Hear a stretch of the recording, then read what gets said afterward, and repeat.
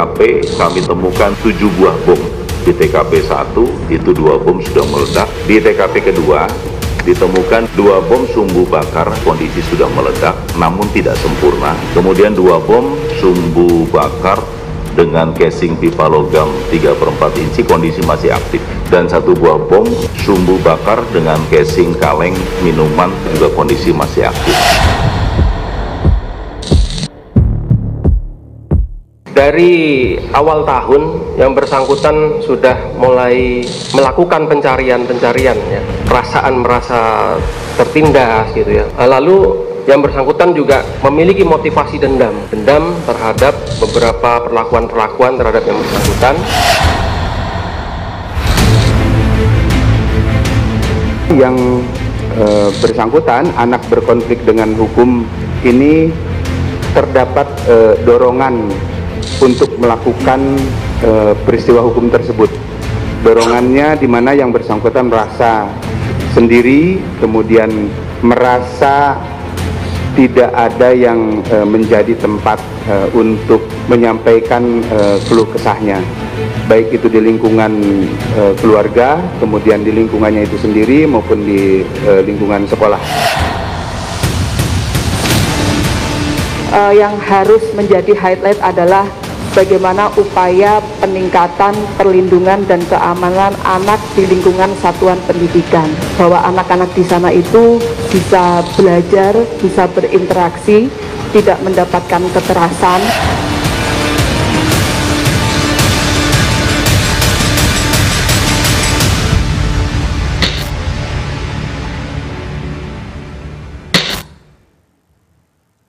Selamat malam, selamat bergabung di program Rosi bersama saya Rosiana Silalahi. Ledakan di SMA Negeri 72 Jakarta, Jumat 7 November, mengagetkan begitu banyak dari kita. Bukan hanya karena mengakibatkan 96 orang terluka, tapi karena pelakunya adalah siswa di sekolah yang sama. Peristiwa ini tidak bisa kita anggap sebagai kriminal biasa, tapi jadi peringatan bagi kita semua. Orang tua, keluarga, dan sekolah, teristimewa para guru. Malam ini saya mengundang Direktur Reserse Kriminal Umum Polda Metro Jaya, Kombes Iman Imanuddin, dan psikolog klinis forensik Cassandra Putranto. Selamat malam Pak Iman, Malam. Pak Cassandra, long time no see. Pak Iman, kita sudah dengar penjelasan dari Polda Metro Jaya. Pertanyaan pertama saya adalah sekali lagi ingin mengkonfirmasi bagaimana dan apa petunjuk final bahwa yang bersangkutan, anak yang sama-sama sekolah di SMA Negeri 72 ini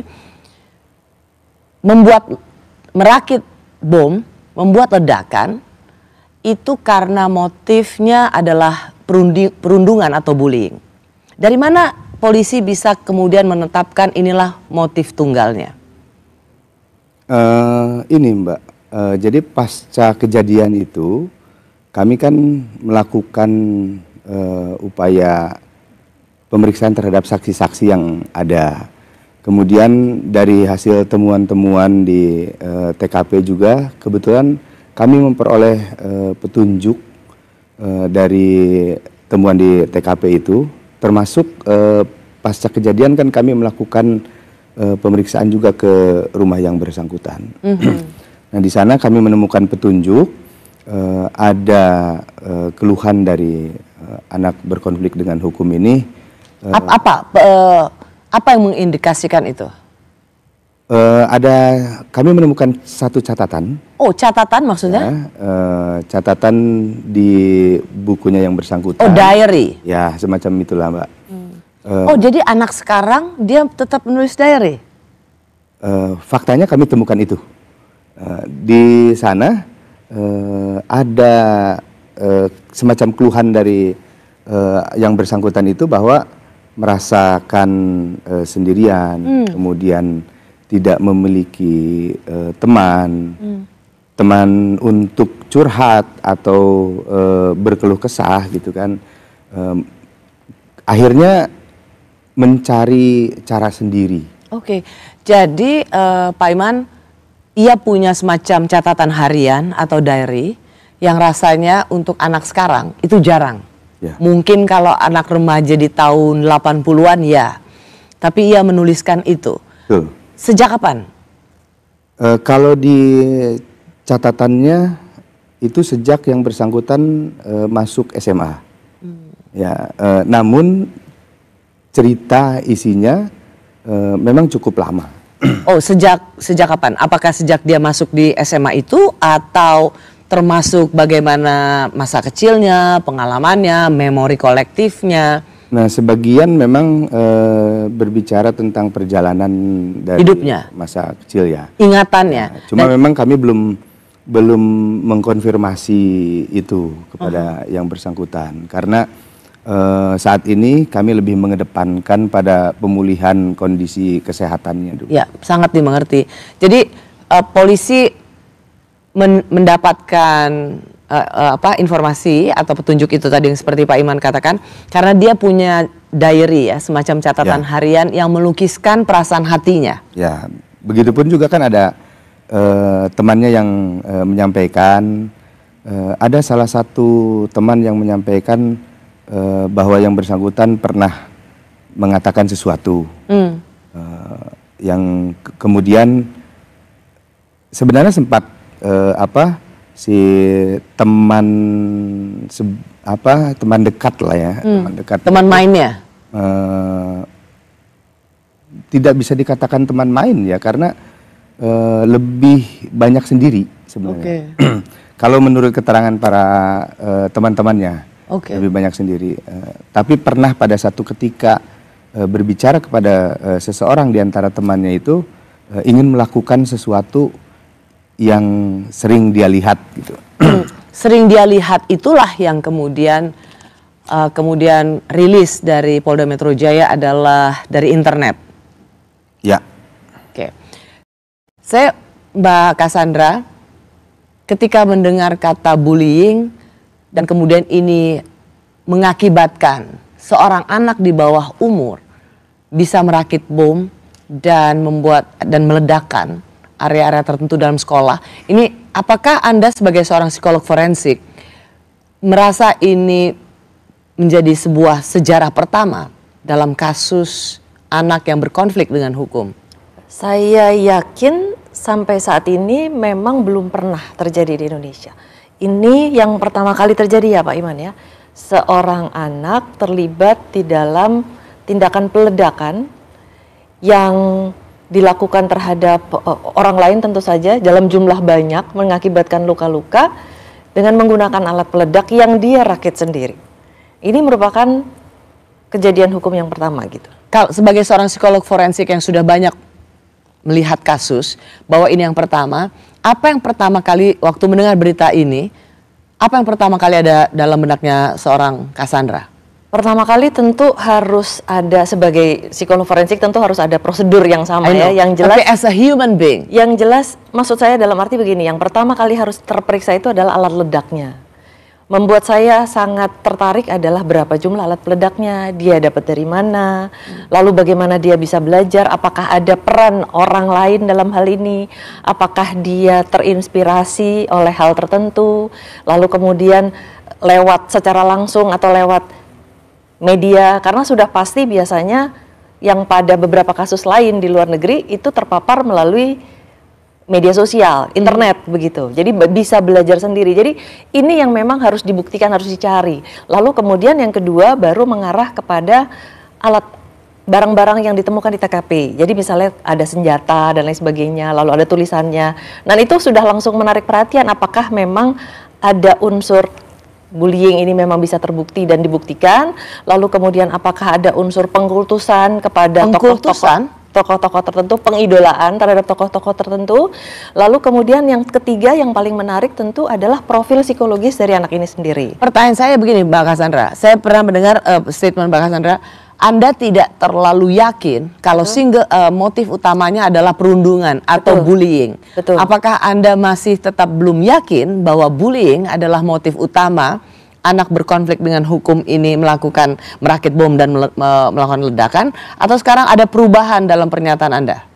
Saya masih meyakini karena ada faktor berikutnya yaitu profil psikologis yang belum terjawab sampai saat ini. Yang itu saja harus menunggu hasil pemeriksaan psikologi forensik. Mengapa itu menjadi penting ketika si anak dalam catatan hariannya mengaku bahwa dia dibully, lalu dia mengalami kesepian, tidak punya teman untuk berkonsultasi. Mengapa sebagai seorang psikolog forensik Anda tidak memandang ini sebuah faktor yang penting seorang anak bisa melawan atau melampiaskan dendamnya dengan cara yang sangat ekstrim? Karena konstruksi berpikir seorang anak, apalagi masih di bawah umur dalam hal ini, tentu ada hal-hal yang harus kita pastikan.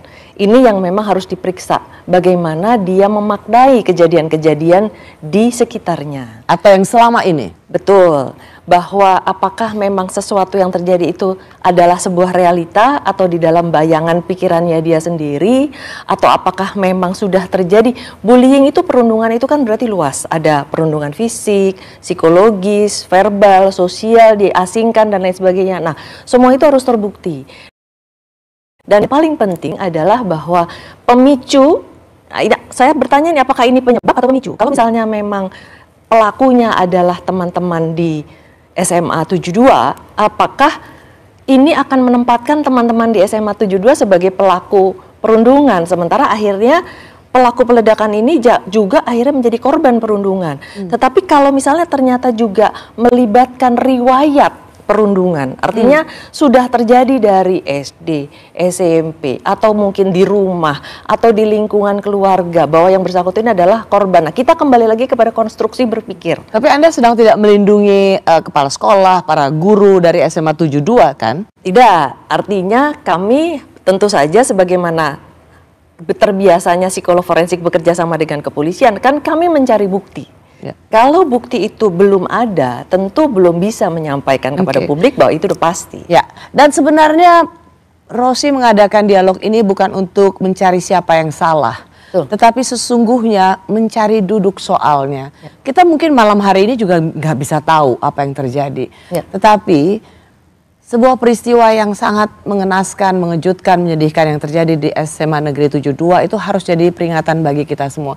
Bagaimana mungkin anak umur di bawah 18 tahun bisa merakit bom dan kemudian ada catatan harian tentang kesendirian, kesedihan, kemarahan. Rasanya kalaupun itu tanggung jawab, itu adalah tanggung jawab kita semua. Kami kembali sesaat lagi.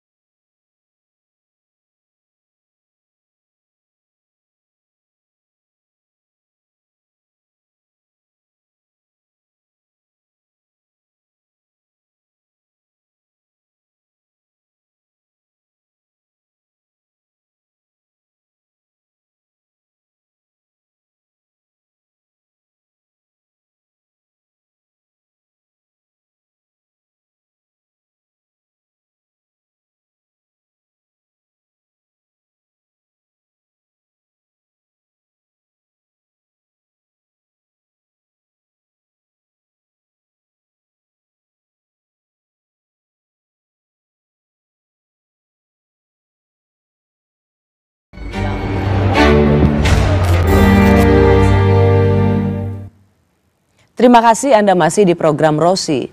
Kami sedang bahas soal ledakan di SMA Negeri 72. Pelakunya pelajar sekolah dan masih di bawah umur. Karenanya pelaku itu disebut sebagai anak berkonflik dengan hukum. Saya masih bersama Direktur Reserse Kriminal Umum Polda Metro Jaya, Kombes Iman Imanuddin, serta psikolog klinis forensik Cassandra Putranto. Pak Iman, Mbak Cassandra, saya rasa setiap dari kita ketika mendengar cerita soal ledakan yang terjadi di SMA Negeri 72 pasti marah, mengutuk kejadian itu. Tetapi ketika tahu bahwa pelakunya adalah anak yang juga bersekolah di situ, anak di bawah umur, kemudian tadi kita di bagian sebelumnya sudah mengatakan, sudah mendapat penjelasan dari Pak Iman bahwa itu ada persoalan hidupnya di masa lalunya. Tapi Anda yakin ya, ia tidak bagian dari jaringan teroris? Sementara ini sampai dengan proses penyelidikan dan penyidikan yang kami lakukan, kami belum menemukan ada indikasi ke arah sana. Sampai saat kita bicara saat ini, hari Kamis tanggal 13 November tidak ada indikasi bahwa ia bagian dari sel teroris. Oke, itu satu informasi yang bisa dianggap cukup melegakan. Tetapi kalau kita membuka ruang untuk berpikir lebih lanjut lagi, bahwa anak ini bertindak sendiri karena marah dibully, karena merasa kesepian, karena tidak punya tempat untuk mengadu, dia bisa merakit bom, meledakkan sekolahnya sendiri. Tidakkah itu lebih mengerikan? Pak Imam, saya masih ingin menggali dari Anda bahwa dari mana polisi bisa tahu bahwa ini semua karena persoalan pribadi hidupnya sehingga ia mampu melakukan tindakan yang sangat ekstrim seperti ini? Pertama, ada keterangan-keterangan disampaikan oleh teman-temannya. Kemudian dari orang-orang yang cukup dekat dengan yang bersangkutan. Kemudian kami juga memperoleh petunjuk dari buku ya tadi catatan yang Pak Imam tadi sudah bilang itu. Ya oke. Jadi dia saya tahu ada bagian yang sangat privat, tapi tolong kasih gambaran bagi para orang tua yang menyaksikan acara ini, bagi para pendidik supaya mereka aware, supaya mereka juga memiliki hati yang terbuka ketika ada anak didik mereka, anak mereka, ketika mau mereka curhat, mereka menyiapkan waktu dan hati mereka untuk mendengarkan. Tolong kasih tahu para orang tua yang menyaksikan acara ini. Ya memang menjadi tanggung jawab kita semua ya, mendidik anak itu menjadi tempat anak untuk curhat, kemudian menjadi tempat anak untuk bertanya, menjadi tempat anak untuk berlindung. Ini kan menjadi tanggung jawab kita semuanya. Di buku harian itu apa yang dia keluhkan? Yang bersangkutan itu merasa bahwa apa yang dikeluhkan, kemudian permasalahan yang dihadapi ini tidak memperoleh tempat untuk mengadu. Dari manapun? Betul. Baik dari sekolah, guru, keluarga, komunitas terdekat. Jadi dia merasa sendiri. Ya, begitu dengan teman-temannya juga yang mungkin pada lazimnya kita kalau dengan teman-teman bisa bertukar pikiran mungkin ya, atau saling berbagi gitu kan. Namun ABH ini tidak memiliki teman untuk seperti yang tadi saya sampaikan itu. ABH ini bukan inisial anak pelaku itu, tapi anak berkonflik dengan hukum. Apa kalimat dalam diary-nya yang Pak Imam lihat sebagai bagian yang cukup penting atau sangat emosional, bagaimana dia mencurahkan hatinya sebagai seorang anak yang seorang diri di dunia ini? Ada bagian tertentu sebenarnya sangat menarik, tapi ini cukup sensitif ya Mbak Rosi. Tapi yang menarik bagi saya sebenarnya anak ini cerdas. Kenapa begitu? Diary-nya ini dia isi dalam bahasa Inggris yang cukup bagus. Dalam bahasa Inggris? Ya. Full dalam bahasa Inggris yang cukup bagus. Kemudian yang kedua, setiap sorry Pak Imam, ya? Bener, maaf saya interupsi. Karena sesaat setelah ledakan itu dia menulis dalam bahasa Inggris juga kan? Iya. Ya. DIE. Ya, oke, Ya. lanjut. Kemudian detail setiap cerita yang tuangkan itu cukup detail. Dalam bahasa Inggris? Dalam bahasa Inggris. Cukup detail. Misalkan nih, ini contoh ya. Ini contoh saya. Saya setelah ini akan melakukan ini. Setelah ini akan melakukan ini. Setelah ini akan melakukan ini. Nah, itu detail. Gambar-gambar yang dibuat juga oleh yang bersangkutan juga cukup bagus. Apa misalnya? Misal menggambar satu keadaan atau menggambar manusia gitu kan, itu cukup bagus dan detail. Jadi dia menulis dalam catatan hariannya itu dalam bahasa Inggris, detail, dan kemudian dia juga bisa menggambar. Ya. Dan keterangan dari rekan-rekannya juga, nilai-nilainya juga cukup bagus. Oke. Sorry, ini agak kontradiksi. Satu sisi dia merasa kesepian, tapi dia punya teman. Ada temannya yang cukup dekat ya, tapi tidak kemudian kemana-mana bersama-sama ya, Mbak. Bahkan kepada temannya pernah menyampaikan, saya akan melakukan A, saya akan melakukan B. Hanya memang temannya, saya nggak mau gitu. Dia mengajak Ya. untuk melakukan hal yang sama. Maksudnya Seperti dia itulah. mengajak temannya untuk melakukan aksi yang ingin dia rencanakan. Ya. Jadi dalam catatan harian itu, Pak Imam, dia melukiskan semua isi hatinya, pengalaman-pengalaman hidupnya. Ya. Apakah bullying atau perundungan itu adalah sebuah pengalaman hidup yang ia dapati ketika di momen ini atau sudah dari dulu?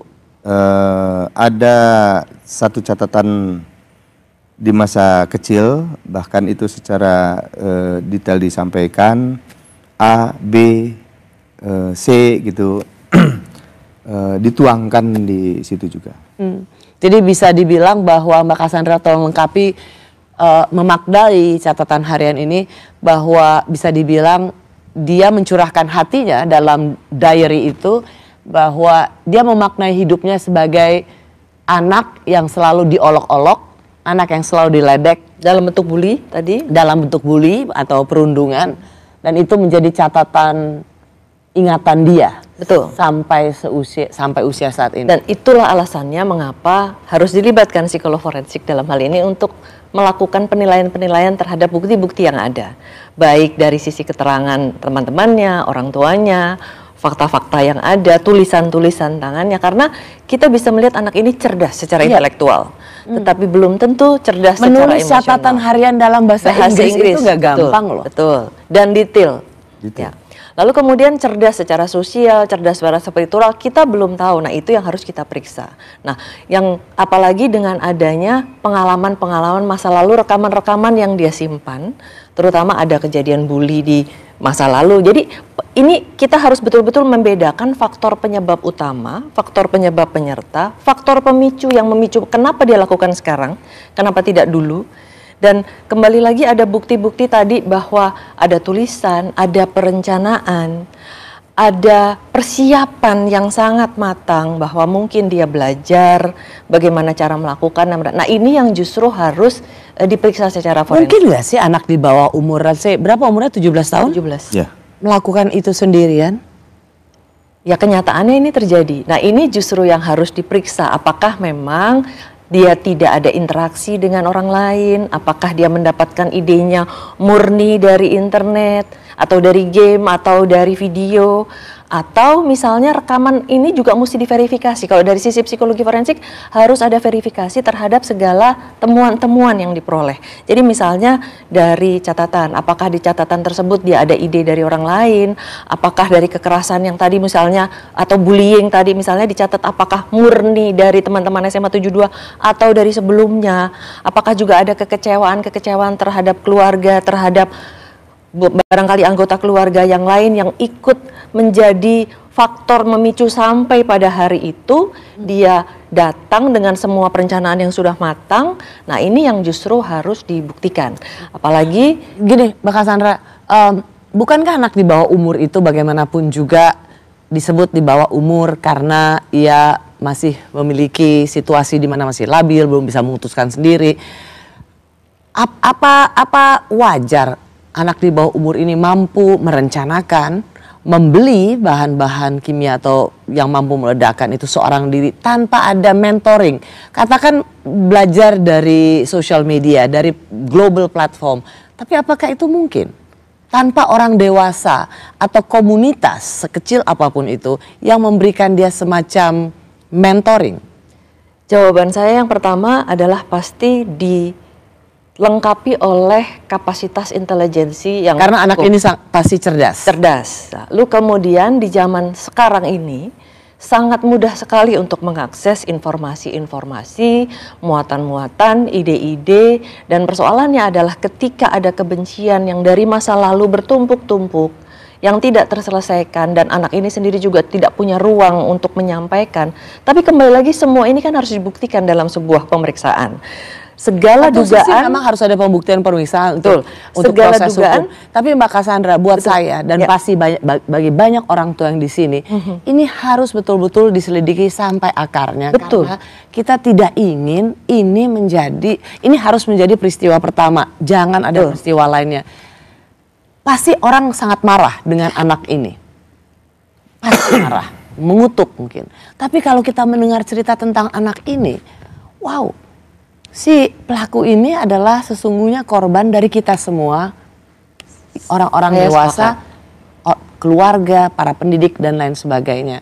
Jadi selain ada proses hukum, ada baiknya kita juga merefleksikan peristiwa ini sebagai satu pelajaran penting bagi masyarakat Indonesia. Kami kembali sesaat lagi. Saya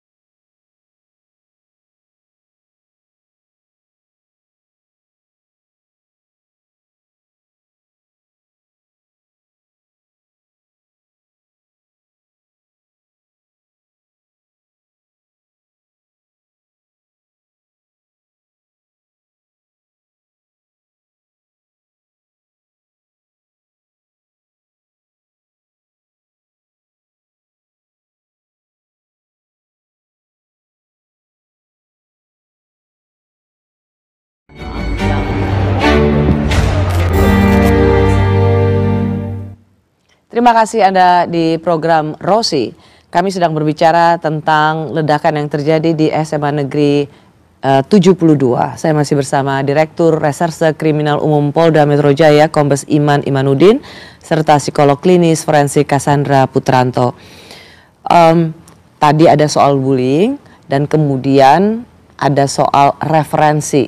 Mbak Cassandra meyakini bahwa bullying satu hal, tapi kemudian bagaimana respons atas bullying yang dia terima dan kemudian referensi dari apa yang selama ini terinternalisasi atau dia dapatkan.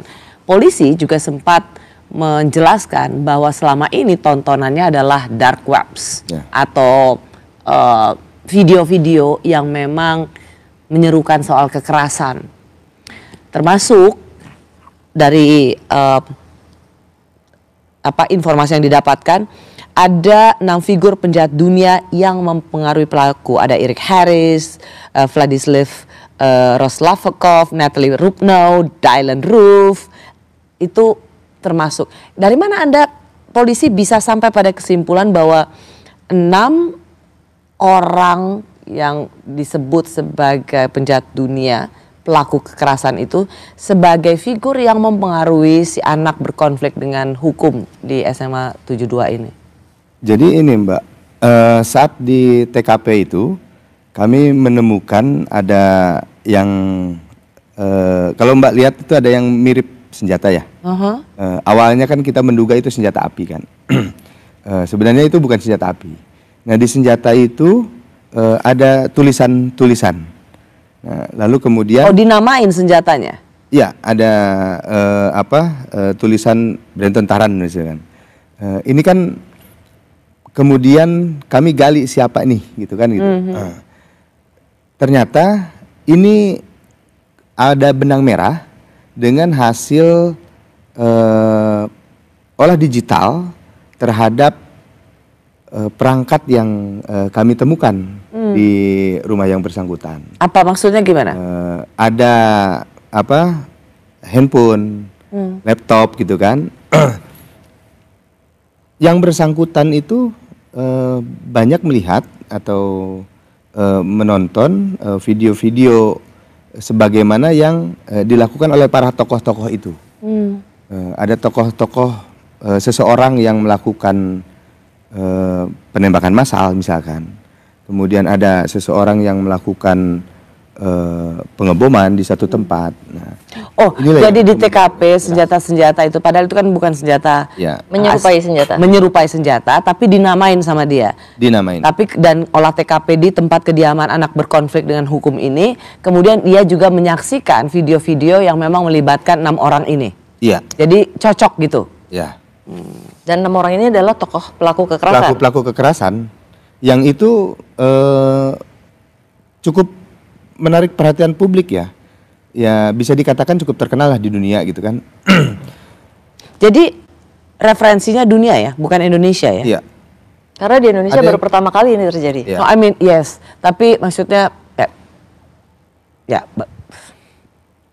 artinya memang anak ini referensinya bahasa Inggris, media internasional, visual-visual kekerasan yang memang basisnya di luar negeri. Tutorialnya juga dalam bahasa Inggris. Itu kan ada yang terjadi di New Zealand ya, yang terjadi di Italia, ada yang di Kanada. Terjadi di Kanada gitu kan. Dan itu tercatat di yang tadi mirip senjata itu. Dan ini yang menjadikan kasus ini menjadi semakin kompleks. Berarti mungkin ada bullying, saya harus menyatakan ini mungkin karena belum terbukti, walaupun sudah ada temuan-temuannya. Tapi itu kan harus diverifikasi. Ternyata ada hal lain dalam hal ini, paparan, kemudian mungkin pengaruh kehilangan karena kedua orang tua. Nah ini yang nanti harus dilakukan pemeriksaan secara mendalam dan ditentukan mana yang memang merupakan faktor penyebab utama, faktor penyebab penyerta atau pemicu. Kenapa dia lakukan itu sekarang? bahwa mungkin memang ada bullying. Sekali lagi mohon izin saya harus menggunakan kata mungkin karena belum terbukti. Kalau nanti sudah terbukti, bukan berarti membenarkan ya, bukan kemudian membenarkan dan bukan berarti menolak, iya. bukan.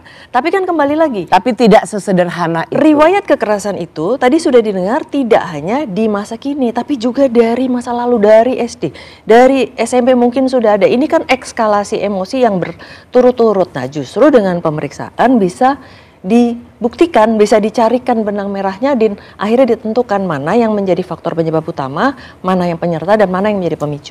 Kalau memang dia seorang diri, merencanakan, beraksi, kok gampang banget bisa dapat bahan-bahannya, Pak Imam? Kalau dari jejak digital yang kami peroleh, sementara ini kan masih dalam proses pendalaman di laboratorium forensik kami. Dari jejak digital awal itu yang bersangkutan memang mencari di dark web, kemudian mencari di platform media sosial. Dan itu tersedia dengan bebas. Maksudnya anak di bawah umur bisa mendapatkan itu. Faktanya dapatkan, Mbak. Dari marketplace. Ya, di internet ada. Wow. Artinya kan Mbak Cassandra ini menjadi salah satu alarm juga. Gak bisa gitu. Anak di bawah umur bisa membeli bahan-bahan kimiawi yang bisa dirakit sebagai bahan peledak dan dia bisa mendapatkan itu dengan bebas. Bukan karena dia datang ke satu tempat, ketemu sama orang, diajarin. Enggak. Belajar sendiri berarti ya, Pak? Belajar sendiri. Karena ada jejak digital yang kami peroleh dari bahwa dia belajar sendiri. Bisa pesanan itu ada. Pesanannya ada. Ya tutup dong itu tempatnya mestinya. Polda Metro Jaya harus tutup tuh yang ada di marketplace seperti itu. Karena dia membiarkan seorang anak di bawah umur membeli sesuatu bahan yang nggak mungkin digunakan oleh anak di bawah umur. Pemerintah harus turun tangan yang seperti kayak gini supaya jangan kita hanya kebakaran jenggot setelah terjadi hasilnya seperti ini. Segala pintu-pintu yang membuka kemungkinan peristiwa seperti ini harus ditutup. Tapi saya kira akar permasalahannya juga terletak pada kehidupan seorang anak yang tumbuh mungkin kurang adanya perhatian atau teman atau keluarga yang mendampingi. Dia berarti merasa sendirian dan kenyataannya dia punya waktu yang sangat banyak. Yang ini nanti harus diperiksa oleh teman-teman dari psikologi forensik.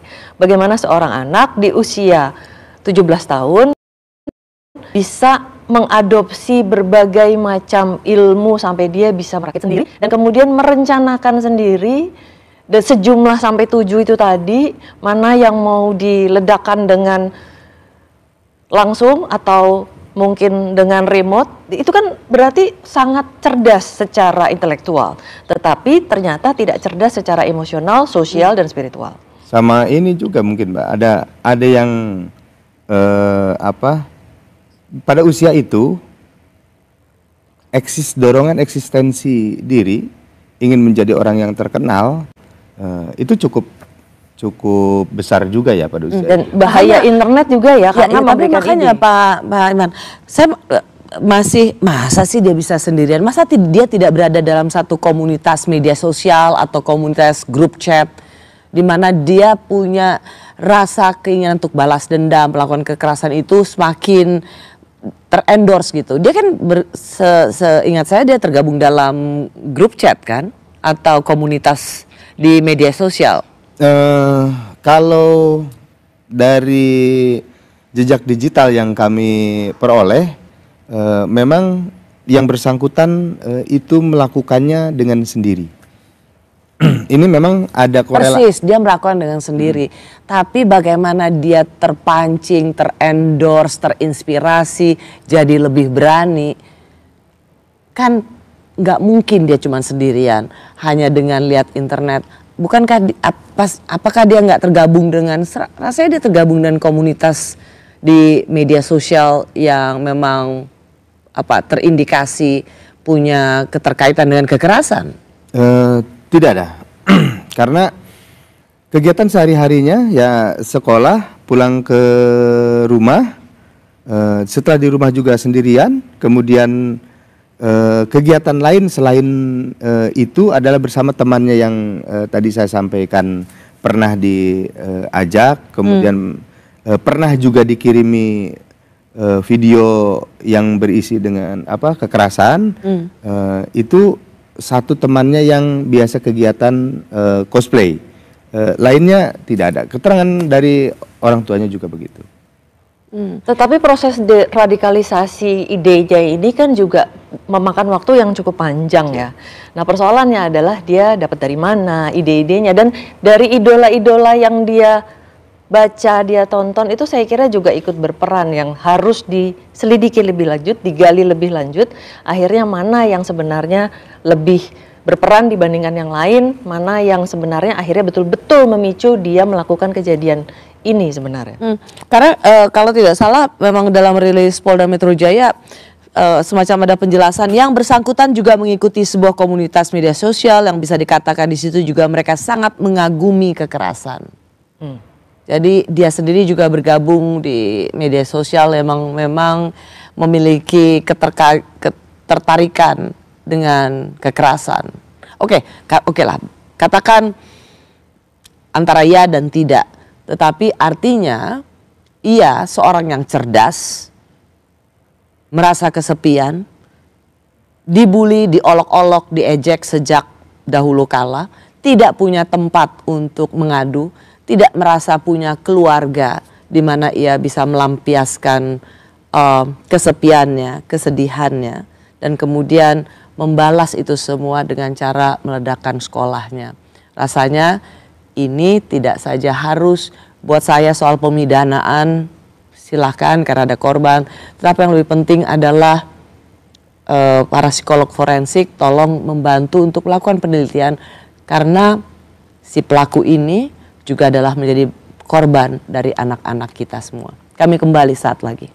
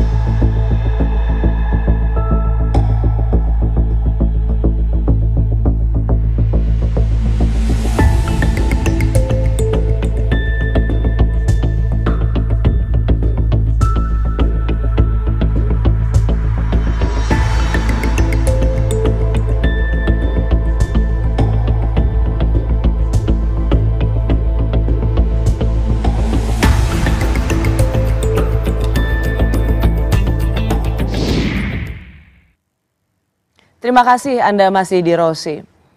Kita sedang bicara soal apa yang terjadi di SMA Negeri 72. Dan di bagian ini saya ingin mengajak Anda juga untuk melihat fenomena yang terjadi di negara lain. Seorang remaja berusia 16 tahun asal California, Amerika Serikat, mengakhiri hidupnya diduga setelah mengikuti tindakan sesuai saran ChatGPT. Saya masih bersama Direktur Reserse Kriminal Umum Polda Metro Jaya, Kombes Iman Imanuddin, serta psikolog klinis forensik Cassandra Putranto. Pak Iman dan Mbak Cassandra, saya ingin menarik ini juga pada fenomena global. Di tengah gempuran teknologi yang terjadi, AI, ChatGPT, dan semuanya dipermudah dalam kehidupan kita.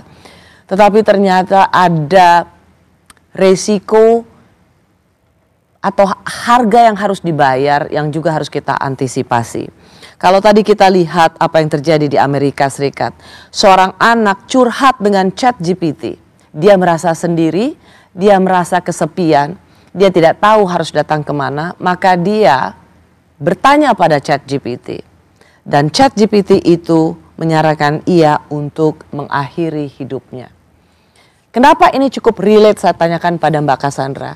Karena penelitian saat ini memperlihatkan anak-anak Gen Z lebih senang curhat dengan ChatGPT daripada dengan seorang psikolog.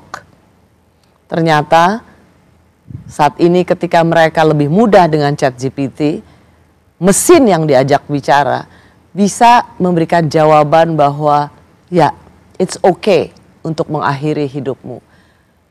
Saya baca berita ini, saya mau nangis. Ketika kita overrated dengan AI, overrated dengan seluruh kemajuan teknologi, itu bisa dibayar dengan nyawa anak manusia. Makanya saya tuh, anyway, go ahead. Itu alasannya memang artinya peran orang tua sangat penting untuk pengawasan tumbuh kembang anak. Karena sebagaimana kalau di dalam psikologi kita mengenal anak bayi lahir itu bagaikan kertas putih. Dan tugas orang tua, ayah, ibu secara lengkap sebagai pilar keluarga, lalu kemudian masyarakat sekitar, terutama juga media, termasuk pemerintah dalam hal ini juga pasti berperan untuk bisa memastikan proses tumbuh kembang itu berjalan dengan lancar. Dan saya rasa gini, dan bebas dari kondisi seperti ini. Terlepas seberapa menyebalkannya seorang psikolog, tidak semuanya psikolog menyenangkan, tapi paling tidak kita bicara dengan manusia. Datanglah ke manusia. Jadi siapapun teman-teman yang punya masalah, jangan bertanya tentang masalah pribadimu pada ChatGPT. Karena itu mesin. Betul. Dan masalahnya kan kembali lagi mereka tidak punya sisi humanistiknya. Nah, mereka hanya menjawab secara otomatis dan persoalannya apa yang mereka pernah terekam lalu kemudian itu keluar. Tidak ada analisa secara manusiawi. Nah, ini alasannya mengapa peran keluarga sangat penting. Nah, ketika dinding dan pilar-pilar itu tidak ada, proses tumbuh kembang anak menjadi tidak bisa kita harapkan untuk tumbuh secara sehat, fisik dan mental. Kecerdasan itu kan tidak hanya intelektual saja, tapi ada mental, emosional dan sosial. Kenapa saya mengutarakan fenomena ini? Karena ketika dengan seluruh kemudahan global platform teknologi informasi, AI, chatbot dan lain sebagainya, ChatGPT, bisa jadi loh ketika si anak berkonflik dengan hukum ini, dia bertanya nih pada ChatGPT, saya sering dibully, bagaimana saya melawan? Karena tidak mungkin seseorang, sekali lagi, di masa yang dengan mudah mendapatkan informasi benar-benar sendirian, pasti dia punya teman berkomunikasi. Teman, apakah itu manusia seutuhnya atau memang hanya berupa mesin atau artificial intelligence. Apakah juga anak berkonflik dengan hukum di SMA 72 ini atau di kasus-kasus lainnya juga ada seperti ini, Pak Iman? Ya memang seperti yang disampaikan Mbak Rosi ya, perkembangan teknologi ini di satu sisi sangat membantu, tapi di sisi lain juga ada potensi yang bisa membahayakan. Kenapa? Tadi ketika bertanya pada orang, atau tadi baru sih menyebalkannya psikolog gitu kan, Iya. tanya ke Paling psikolog, tidak sesama manusia Ya. kita, Masih dia punya manusia hati. seutuhnya. Ya. masih punya hati, tapi bertanya ke ChatGPT. mesin, ya, dia kan tidak punya hati, Tidak punya kompas moral tidak juga. punya kompas moral juga kan. Nah, ini juga tidak menutup kemungkinan hal itu terjadi yang pada akhirnya mungkin juga kebiasaan menyendiri. Kan anaknya gimana? Oh, anaknya pendiam, penyendiri. Ternyata temannya mesin, tidak menutup kemungkinan untuk itu. Ya. Makanya kami juga dalam proses penanganan permasalahan ini juga kami gali seluas mungkin, sedalam mungkin temuan-temuan apa yang terjadi di balik itu semua. Ya. Baik itu yang Ya, termasuk kalau kelihatan ada dan tidak dark kelihatan. webs atau apapun, Ya. marketplace di mana seorang anak di bawah umur atau Ya. siapapun bisa membeli bahan kimia yang bisa merakit kemudian bahan peledak, tutup dong. Ya, supaya Kalau kita juga enggak bisa ya- mengantisipasi kalau itu enggak kan. ya kita polisi atau kita semua hanya bisa Betul. terkaget-kaget ketika orang biasa apalagi anak di bawah umur bisa membeli barang dengan Ya. bebas dan dia bisa merakit bahan peledak. Jadi semua juga harus cepat bertindak. Iya. Rasanya apa yang terjadi pada anak berkonflik dengan hukum di SMA 72 ini harus membuka mata bagi kita semua. Ini nggak main-main. Kita bisa marah pada anak ini yang begitu tega melukai teman-temannya sendiri. Semoga cepat sembuh untuk semua korban di SMA Negeri 72 dan untuk pelaku rasanya juga kita harus menaruh perhatian bukan untuk membenarkan apa yang dilakukan, tetapi betapa menyedihkan hidupnya. Tetapi kemudian dengan gempuran informasi yang didapat, dia bisa berubah menjadi seseorang yang ya bisa melakukan pembalasan. Dan kehilangan sisi-sisi humanisnya.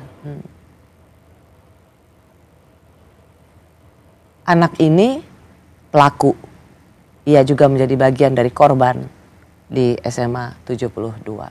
Cepat sembuh untuk semua korban di SMA Negeri 72 dan semoga tidak ada lagi seperti ini karena bagaimanapun juga apa yang terjadi di SMA 72 hal yang sangat menyesakan dada. Terima kasih Pak Iman. Terima kasih, Sepakat. Mbak Rosi. Terima kasih Sandra, terima kasih. By the way, semenyebalkan-nyebalkannya seorang psikolog, datanglah ke seorang psikolog, dia tetap seorang manusia, jangan ke ChatGPT. Terima kasih sudah menyaksikan Rosi, kita jumpa lagi Kamis depan, tetaplah di Kompas TV, independen, terpercaya.